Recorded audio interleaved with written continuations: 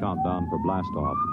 X minus 5, 4, 3, 2, X minus 1, fire.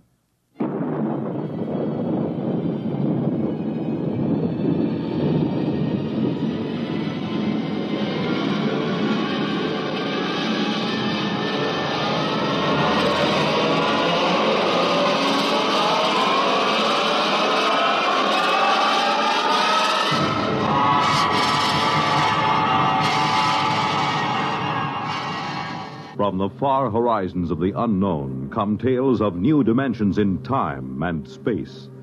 These are stories of the future, adventures in which you'll live in a million, could be years, on 1,000 maybe worlds. The National Broadcasting Company, in cooperation with Galaxy Science Fiction Magazine, presents X minus 1.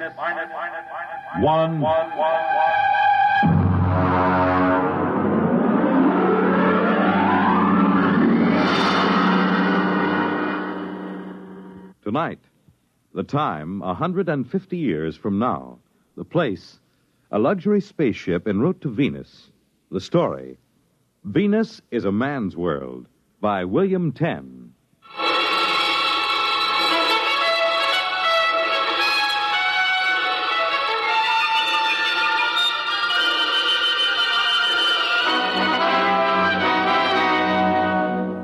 Some fellows are lucky. They have brothers, but not me. I have nothing but sisters. 2 of them, Carrie and Evelyn. Sometimes Carrie isn't too bad, for a girl, I mean. But Evelyn, boy, she's hopeless. It was Evelyn's idea to put me on that spaceship, jam-packed with 300 females, and all of them aching to get themselves husbands. In the one place that's still to be had, the planet Venus. Well, anyway, 20 minutes after we took off from the spaceport, I was bored stiff. Ferdinand, do stop fidgeting and sit down. I don't have anything to do. Well, I'll read to you and Carrie. Would you like that? No, I want to do something. What's the name of the book, sis? Well, it's titled Family Problems of the Frontier Woman. Doesn't it sound intriguing? Peachy keen. That's enough out of you, young man. Why don't you take a walk around the ship? Can I go with Ferdinand, sis? Well, wouldn't you rather we start the book? You should, Carrie. Every girl should read about the family problems of the frontier woman. Keep quiet, you boy. Oh, children, let's have enough of that. Now, go ahead, run along, you two. And Carrie, look after Ferdinand. See that he keeps out of mischief.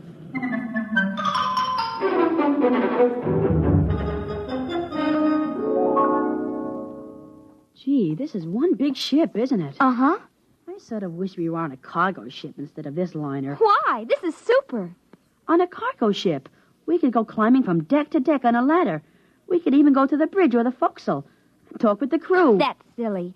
Why would anyone want to do that? Because ship's crews are men. Only because we women are too busy with important things like government to run ships. Says you.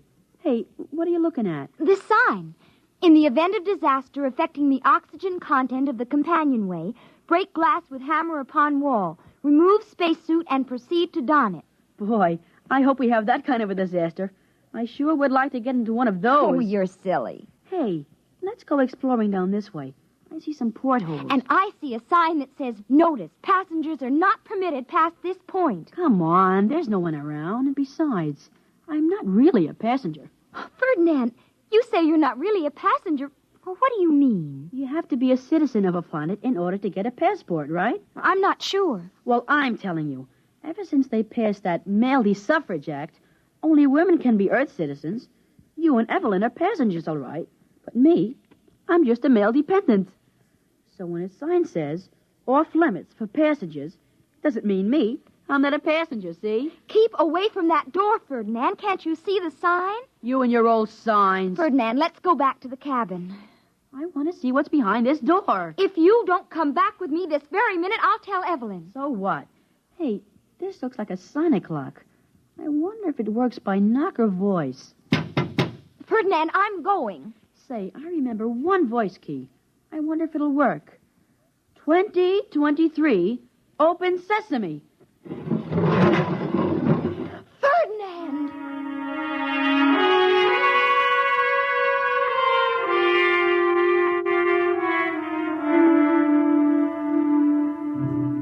Out of all the million possible combinations, I hit it just right. The door clicked open into a dimly lit hole. As the door closed, a hand closed around my throat. The lights came on, and I found myself staring up the muzzle of a highly polished blaster, held by the biggest man I'd ever seen. We just stood there looking at each other for a while, till finally he said... Why, you're only a tadpole. Sir? A little tadpole. I must be getting jumpy enough to splash. My name is Ferdinand Sparling. I'm very pleased to meet you, Mr. I hope for your sake you aren't a tadpole brother to one of them husbandless Anura. Husbandless what? Anura, herd of females looking a nest. I come from Flatway, folks. You're a Venusian? Yep. What part of Earth are you from? And what are you doing on a spaceship to Venus? You know, the 3 out of 4. Yeah, how's that? The 3 out of 4. No more than 3 women out of every 4 on Earth can expect to find husbands. Not enough men to go around, with the Third Atomic War and all. Why, back in the 20th century, some of our best men went to the planets. My sister Evelyn says that by now, most of the men on Earth aren't even worth marrying. That's for sure. Those busybody Anura took care of that. Earth, what a place. I had a belly full. Why did you come in the first place? I came looking for a wife. Women are pretty scarce on Venus. I heard that there was a surplus of them on Earth. I can't understand why any man would even want to marry a woman. How old are you, Tadpole? 13, almost 14. Well, that explains a lot of things, Tadpole. It doesn't explain why you're heading back to Venus. Because I was in trouble the minute I landed on that woman's world. I didn't know I had to register at a government-operated hotel for transient males. Imagine, they told me a man couldn't say anything in court. All talking was done by female attorneys to a female judge. But I told him off. I told him where I come from, a man spoke his piece when he had a mind to, and his woman walked by his side. Well, what happened? Oh, I was found guilty of this and contempt of that. But I wasn't going to serve all those fancy little prison sentences, so I broke out and stowed away. You mean that you're breaking the law right now? Sure, aren't you? Oh, I guess so. I'm also a man outside the law. We're in this together. Shake, Ferdinand. Ferdinand? That's not a right label for a sprouting tadpole. I'll call you Ford. My name's Butt. Butt Lee Brown. Is Butt a nickname like Ford? Yeah, short for Alberta. But I haven't found a man who can draw a blaster fast enough to call me that. You see, Pop came over in the 80s with the first wave of immigrants from Ontario. Named all of us boys after Canadian provinces. I was the youngest, so I got the name they were saving for a girl. Golly, Mr. Butt, you must have had a lot of brothers. Yeah, full nest. They're Sass. His real name is Saskatchewan. Manny after Manitoba. And Uke, he was named for Yukon. I got one for every province and territory in Canada. Golly, all I have is 2 sisters. Oh? Tell me about them. Well, there's Carrie. She's almost 16. Yeah, well, how about your other sister? She a little older? She's old, all right. Evelyn's almost 21. She pretty? Who? Your sister Evelyn. Oh, I don't know. She's healthy. She's got very good teeth. If I know her breed, she's bossy and opinionated. Well, are no women? Oh, there goes the dinner gong, Ford. You better scat. Growing tadpoles need their vitamins. Could I bring you some chow? I could stuff it in my pocket and sneak it back here. No, thanks. I've stashed away enough provisions. I got plenty of kelp and Venusian mud grapes to last the trip. Oh, you better shove off, Ford, or they'll start looking for you. Guess I had better. Well, I'll see you right after dinner, Mr. Butt. Just plain butt to you, Ford. Oh, okay. I'll be seeing you. 2023. Open sesame.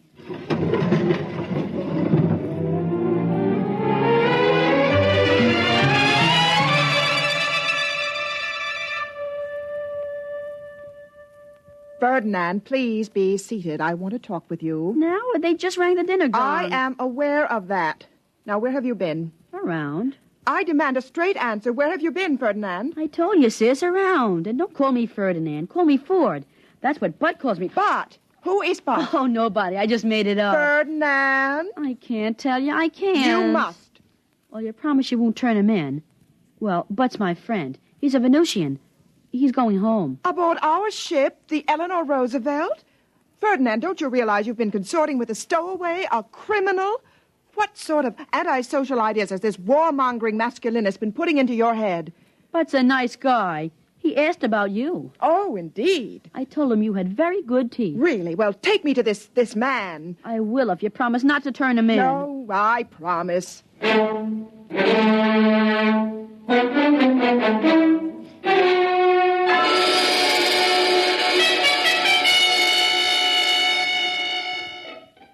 He's in there. The door has a sonic lock.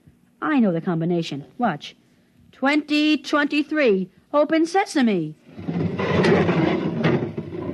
Oh, it's so dark in there. Bud, I brought along my sister Evelyn. She'd like to meet you. It's all right. Put on the lights. Oh. An honor, Miss Sparling. Please come right in. First, Mr. Bott, It's Brown. Butley Brown. First, Mr. Brown, you realize that you are committing 2 crimes. 1, the political crime of traveling without a visa, and 2, the criminal act of stowing away without paying your fare. Golly, Sid, that's no way to talk to Bud. I take it you either have no defense or care to make none. I wonder if all the Anura talk like that. And you want to foul up Venus. We haven't done so badly on Earth after the mess you men made of politics. Hear, hear. Yeah, here. Oh, you keep quiet, Ferdinand. And another point, Mr. Butley Brown. I don't suppose you know that under space regulations, you've made this poor child an accessory. Bud didn't make me anything. Let's not talk law, female. Let's talk sense. I'm in trouble because I went to Earth to look for a wife. You're standing right here now because you're on your way to Venus for a husband. So, let's. Let's? Let's what? Are you daring to suggest Now, that... Miss Sparling, no hoopla. I'm saying let's get married, and you know it. Gee, sis, say yes. And what makes you think that I consider you a desirable husband? Figure it this way. If you wanted a poodle, you're pretty enough to pick one up on Earth. When you go charging off to Venus, you don't want a poodle, you want a man, and I'm one. I own 3 islands in the Galertan Archipelago. Good farmland when they're cleared. I got no bad habits, outside of having my own way. I'm passable good-looking. My teeth are good, too. Besides, if you marry me, you'll be the first mated on this ship, and that's a splash most nesting females like to make. You know, there's more to marriage than just doing... So there is. Well, we can try each other for taste. Now, me, I'd vote yes. Me too. I'd vote yes. Now I'll cast my vote.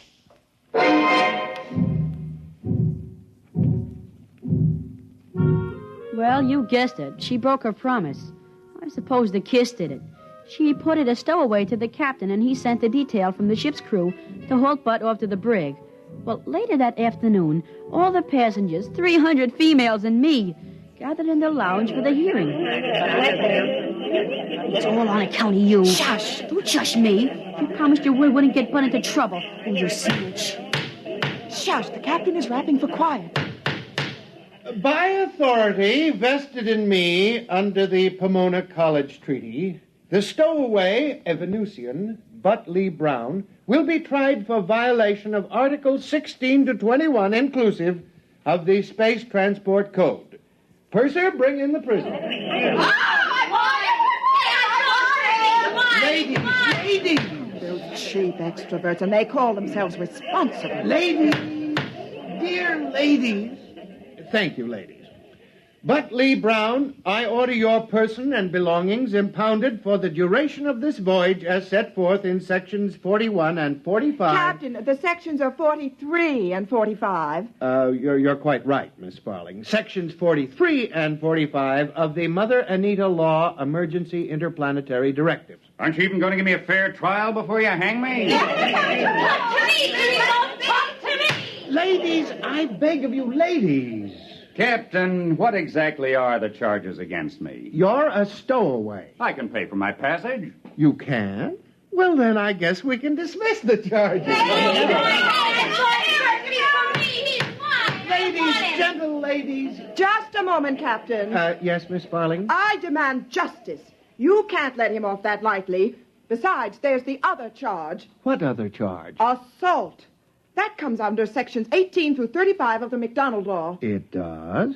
Well, then would you tell the court in your own words exactly what happened? Well, when I first laid eyes on Mr. Brown, he seemed to be a fundamentally decent chap, despite his barbaric notions on equality between the sexes, or worse. I was positive I could shame him into a more rational social behavior and make him give himself up. Go on, Miss Sparling. Just as I was getting over the colossal impudence involved in his proposing marriage and was considering the offer seriously, on its merits, as one should consider all suggestions, he deliberately dropped the pretense of reason. Get her. Ferdinand! My name is Ford, and you're nothing but a big snitch. You promised not to get Bud into trouble. Your name is Ferdinand, and stop trying to act forcefully like a girl. It doesn't become you. Miss Sparling, did I understand you to say that you were considering Mr. Brown's proposal of marriage? That is true. I will not deny that he appealed to me. He appealed to me as most savage ancients appeal to their women, as an emotional machine. Throw the proper switches, says his theory, and the female surrenders herself ecstatically to the doubtful and bloody murk of masculine plans. I'm afraid I still don't understand. What exactly did Mr. Brown do? He kissed me. Ladies, please, ladies. Mr. Brown, do you deny kissing Miss Sparling? No, Miss Sparling, do you deny enjoying the kiss? Your question is irrelevant and immaterial. Oh, she enjoyed it. How would you know? Well, I was right there. I could tell the way she acted.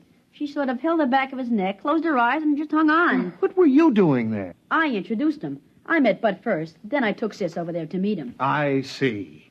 Ferdinand Sparling, I hereby order your detention for the duration of this voyage for aiding and abetting a stowaway as set forth in sections 41 43 and 43 and 45. and 45. And you can't arrest Ferdinand. He's only a child. You gave me your word no charges would be lodged against the boy. That was the usual promise one makes to an informer.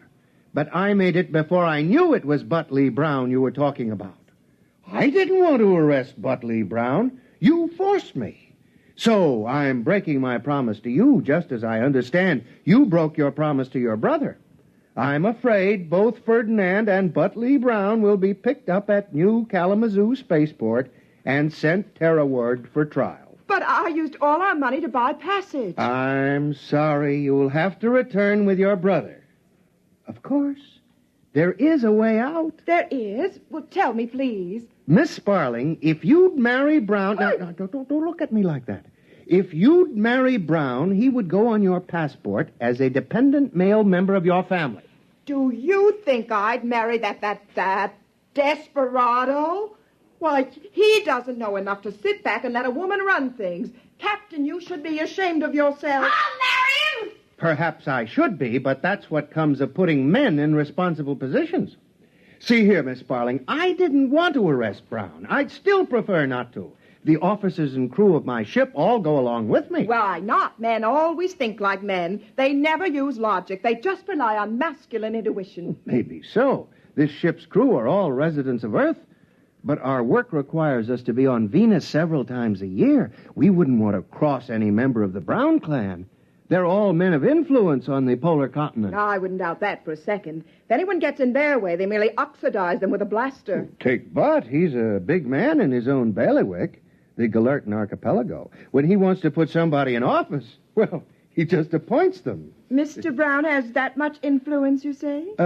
Power, actually. The kind a strong man usually wields in a newly settled community. Oh, Mr. Brown, if I marry you, would you promise to see that I'm appointed resident governor of the Galertan Archipelago? No. Attaboy, Bud. Don't give in. Ferdinand, this does not concern you.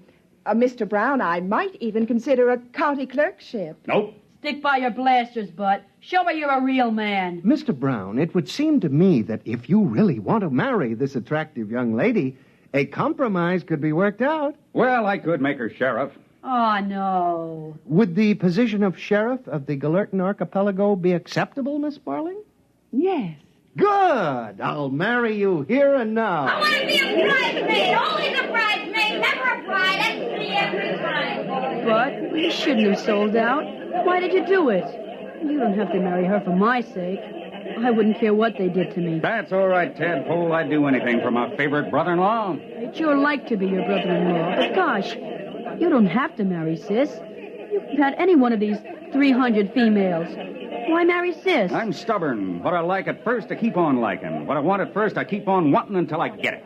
Yeah, but making her sheriff, what's going to happen to our man's world? Don't worry none about that, Ford, my boy. Wait till after we meet and go out to my islands. She'll find herself sheriff over exactly 2 Earth males, you and me. And I got a hunch that'll keep her pretty busy, huh? How about that,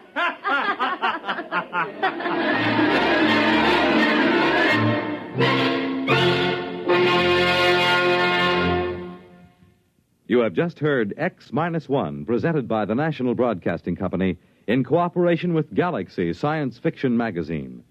which this month features An Eye for a What?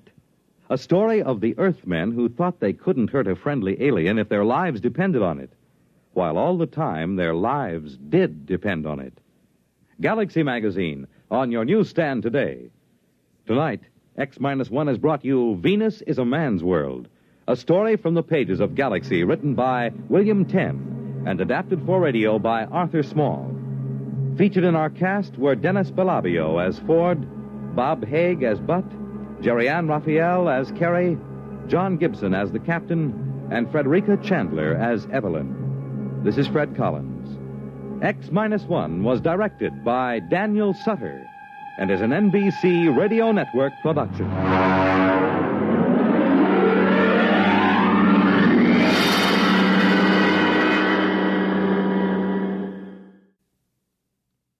Next week, X-1 presents Trap by Finn O'Donovan.